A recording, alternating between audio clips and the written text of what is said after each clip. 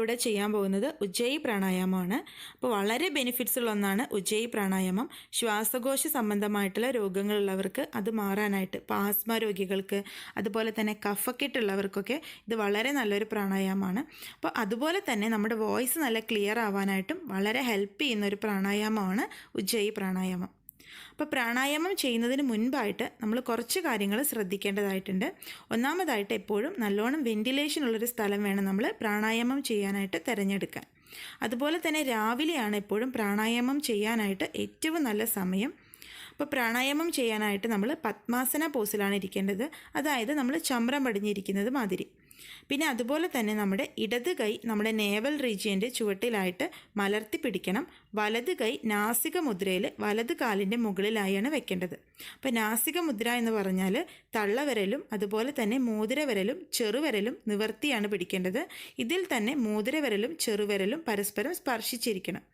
നടുവിരലും അതുപോലെ തന്നെ ചൂണ്ടുവിരലും മടക്കിയാണ് വെക്കേണ്ടത്. ഇതിനെയാണ് നമ്മൾ നാസിക മുദ്ര എന്ന് പറയുന്നത്. ഇനി നമുക്കിതെങ്ങനെയാണ് ചെയ്യാമെന്ന് നോക്കാം. ആദ്യം തന്നെ ഇടത് കൈ നേവൽ റീജിയൻ്റെ ചുവടിലായിട്ടും വലതു കൈ വലതുകാലിൻ്റെ മുകളിൽ നാസിക മുദ്രയിലും പിടിക്കുക. ശേഷം സൗണ്ടോടുകൂടി ശ്വാസം മുകളിലോട്ട് ഇൻഹെയിൽ ചെയ്യുക. അതിനുശേഷം തള്ളവിരലും അതുപോലെ തന്നെ മോതിരവിരലും ഉപയോഗിച്ച് ശ്വാസം ഹോൾഡ് ചെയ്ത് പിടിക്കണം. ഇങ്ങനെ കുറച്ച് നേരം നമ്മൾ ഹോൾഡ് ചെയ്ത് പിടിച്ചതിൻ്റെ ശേഷം ഇടതുഭാഗത്തൂടെ ശ്വാസം വളരെ പതുക്കെ പുറത്തോട്ട് വിടുക. ഇങ്ങനെയാണ് നമ്മൾ ഉജ്ജയി പ്രാണായാമം ചെയ്യേണ്ടത്. ഇനി നമുക്ക് ഒരു പ്രാവശ്യം കൂടി നോക്കാം.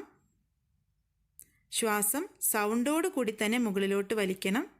അതിനുശേഷം ശ്വാസം ഹോൾഡ് ചെയ്ത് പിടിക്കുക.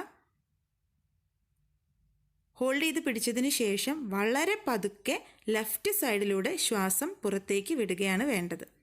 നമ്മൾ സൗണ്ടോടുകൂടി ശ്വാസം വലിക്കണം എന്ന് പറയുന്നത് ആ ശ്വാസം വലിക്കുന്നതിൻ്റെ ആ ഒരു എഫക്റ്റ് നമ്മുടെ ത്രോട്ടിന് കിട്ടണം. അതിന് വേണ്ടിയിട്ടാണ് നമ്മൾ സൗണ്ടോട് കൂടിയിട്ട് ഇൻഹെയിൽ ചെയ്യാനായിട്ട് പറയുന്നത്.